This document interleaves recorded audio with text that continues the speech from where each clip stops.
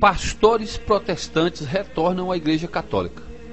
Era quase impossível pensar que em nosso tempo iam acontecer tais coisas, principalmente nos Estados Unidos, berço do protestantismo atual. As conversões aumentam a cada dia.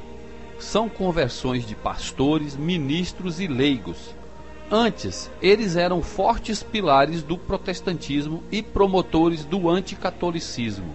Agora, com seus testemunhos, são cristãos exemplares nesta sociedade tão conturbada dos dias atuais. Estudaram teologia protestante, livros de exégese bíblica, escritos dos pais da igreja e cristianismo primitivo. Ficaram surpreendidos com a verdade.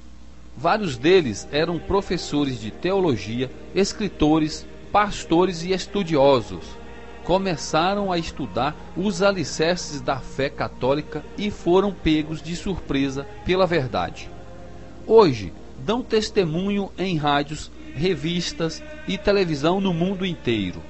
Escreveram livros, gravaram cassetes, DVDs e estão em várias páginas da internet. Por meio deles, há um forte movimento de protestantes voltando à igreja. Vejam o perfil de alguns deles. Scott Hahn, ex-pastor presbiteriano e ex-professor de teologia protestante. Era um anticatólico dos mais radicais de sua época. O seu excelente conhecimento como pastor e teólogo protestante faz deste servo de Deus um fascinante defensor da verdade. Milhares de protestantes e centenas de pastores voltaram ao catolicismo vendo o testemunho deste ex-pastor. Paul Thigpen, ex-editor e escritor de várias revistas protestantes. Foi educado em uma igreja presbiteriana do Sul. Levou a sério os estudos religiosos na Universidade de Yale. Era pastor e missionário na Europa. Depois passou para a Igreja Batista, Metodista, Igreja Anglicana e depois para uma igreja pentecostal. Finalmente, fez estudos para obter doutorado em História da Teologia, que o facilitou ao caminho para a Igreja Católica. Marcus Grod, ex-ministro protestante formado em Teologia e Bíblia. Fez os estudos de teologia no seminário protestante Gordon Cowell em Boston. Ele afirma o seguinte: eu só quis ser um bom pastor, mas um dia perguntei a mim mesmo, estou ensinando a verdade ou o erro? Como eu posso estar seguro se em outras igrejas a mesma leitura bíblica tem várias interpretações diferentes? Marcus Grod estudou história da igreja e soube através da Bíblia que não poderia continuar a ser um protestante. Concluiu que a verdade absoluta só se encontrava na Igreja Católica. Sou mais completo na Igreja dos Apóstolos, disse ele.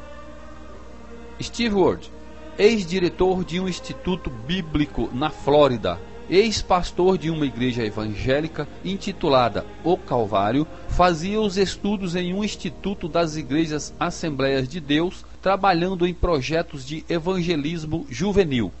Era líder de ministérios evangélicos na prisão, organizou estudos bíblicos para adultos e depois fez pós-graduação no famoso Seminário Evangélico de Teologia Gordon Conwell em Massachusetts.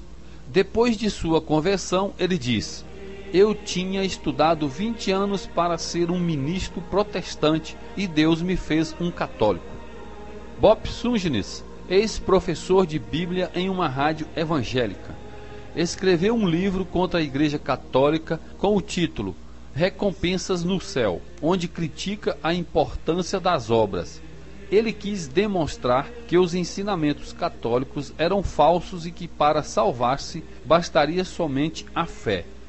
Ele diz: agora como católico eu tenho a paz, e isto vem como consolação de viver na verdade. Entrei no exército de Cristo nesta grande batalha para a salvação das almas. Ajudarei meus irmãos protestantes a aprender que a Igreja Católica não só é a verdadeira igreja, mas a casa onde todos nós pertencemos. Douglas Bogart, ex-missionário evangélico na Guatemala.